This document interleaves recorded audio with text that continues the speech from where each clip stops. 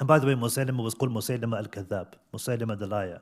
It said that he sent a letter to the Prophet ﷺ because he became a murtad and he apostated in the lifetime of the Prophet ﷺ.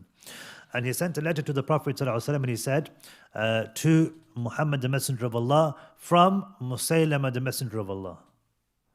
And he said, verily Allah has divided the land into two. Half is for you and half is for me. Meaning, let's make a deal. Half is for you, you can have whatever you can have, and I'll have whatever I have. Again, it's this power. There's no, nothing for Allah here. He's just greedy and he's selfish. He wants power, he wants wealth. So the Prophet ﷺ sent a letter back and said, from Muhammad the Messenger of Allah to Musaylima Al-Kathab, to Musaylima the liar.